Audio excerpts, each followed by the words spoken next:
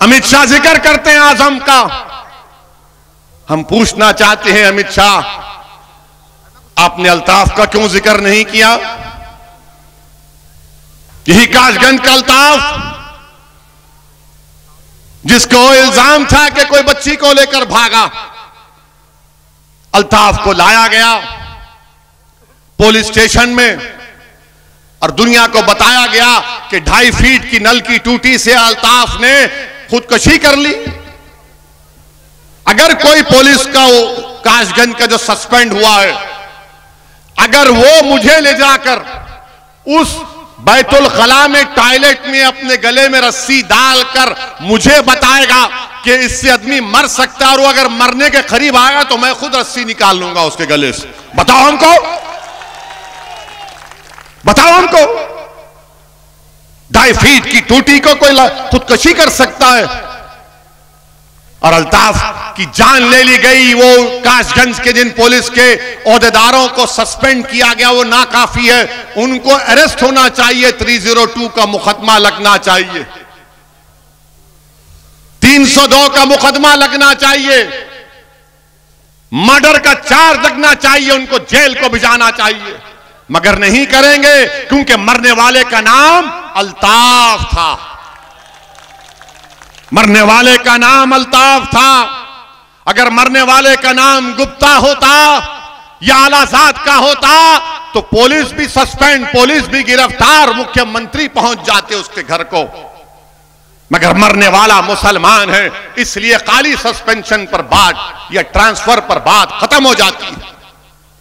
मेरे अजीज दोस्तों और बुजुर्गों, तरफे तमाशा ये है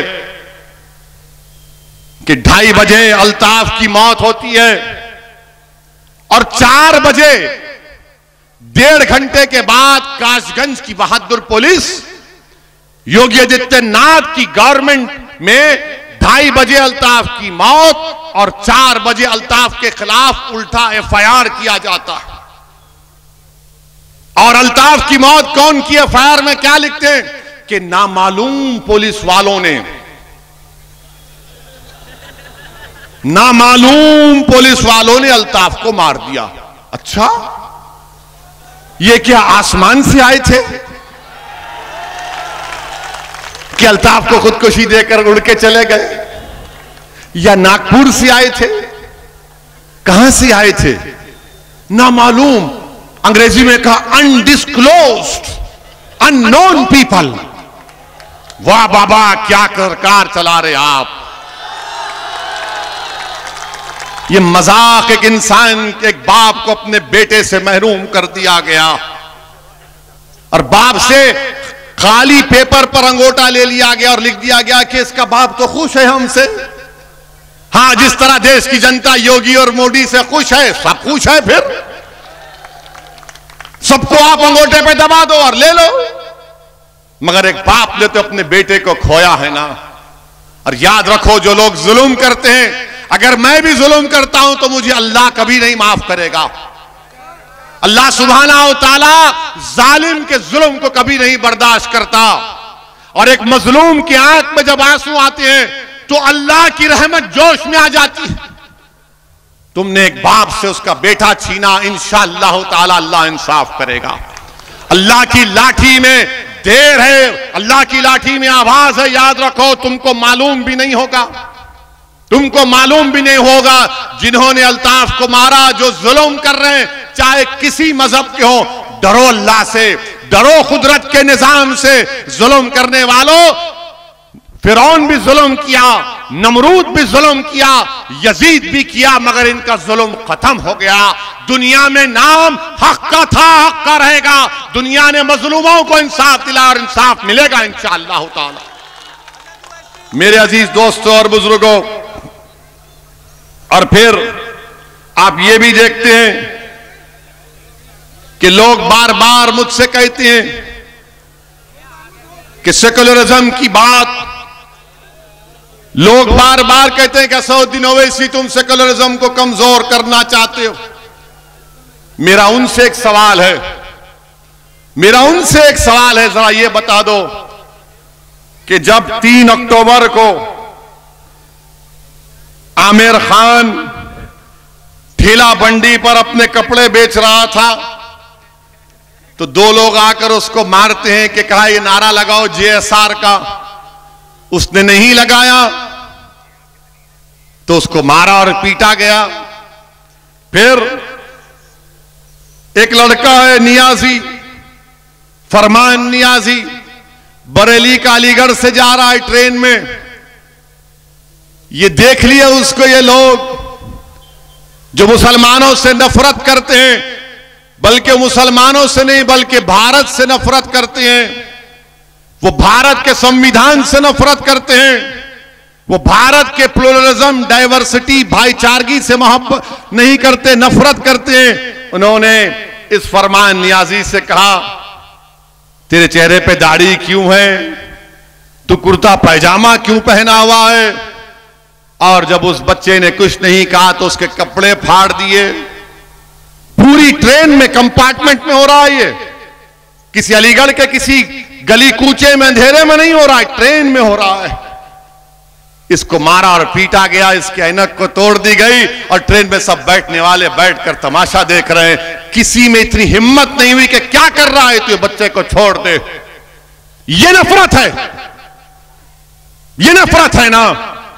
अगर हम किसी को देखते हैं कि अगर गली के कुत्ते को कोई मारता है तो कहे मत कर ये हरकत।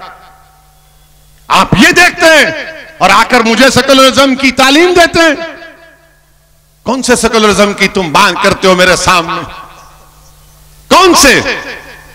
वो जो हरियाणा का बच्चा आज से 4 साल पहले हाफिज कुरान, जिसने कुरान को तरावी मुकम्मल करके ईद की तैयारी के लिए नए कपड़े लेकर दिल्ली को जा रहा था, तो ट्रेन के कंपार्टमेंट में उसको चाकों से मारा गया, उसके भाई को। वो सेकुलरिज्म जो ट्रेन के कंपार्टमेंट से निकलता, प्लेटफॉर्म पर कोई उठा नहीं सकता, उसका भाई जख्मी हालत में अपने भाई को 20 सीढ़ियां उठाकर लेकर जाता है, दम तोड़ देता है। वो सेकुलरिज्म। इसके बाद भी अगर मैं इसलिए कह रहा हूं, आपको कह रहा हूं, मैं मुखातिब भारत के मुसलमानों से हूं, मैं मुखातिब कोई सेकुलर पार्टी या बीजेपी RSS से नहीं हूं, मैं मुखातिब आपसे हूं। अगर मेरी एक एक बात गलत है तो आप मुझे पकड़ लीजिए। इसीलिए मैंने कहा कि भारत के संविधान में जो सेकुलरिज्म है मैं उसको मानता हूं। मैं सियासी सेकुलरिज्म को अपनी जूती की नोक पर भी नहीं रखता हूं।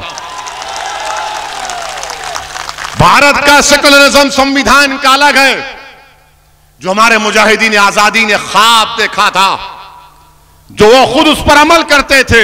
मगर ये सियासी पॉलिटिकल सेकुलरिज्म धोखे के लिए इस्तेमाल होता है। बताइए आप मेरे अजीज दोस्तों और बुजुर्गों, यह सेकुलरिज्म है कि उत्तर प्रदेश में कितने लोगों को गोली मारी गई? क्रिमिनल अगर पकड़े गए तो 31% गोली मारी गई, एनकाउंटर हुआ। क्या यह सेकुलरिज्म है कि उत्तर प्रदेश में मुसलमानों का लिटरेसी रेट 58% है? यह सेकुलरिज्म है। और मुस्लिम खवातीन का, महिलाओं का 50% है। यह सेकुलरिज्म है। तुम इस सेकुलरिज्म के नाम पर दोगे वोट?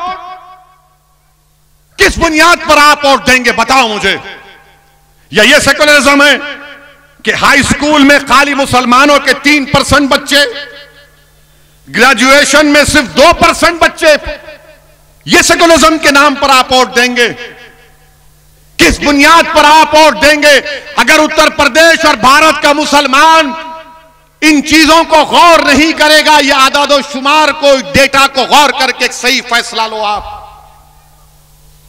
आपने तो कसम खा ली है।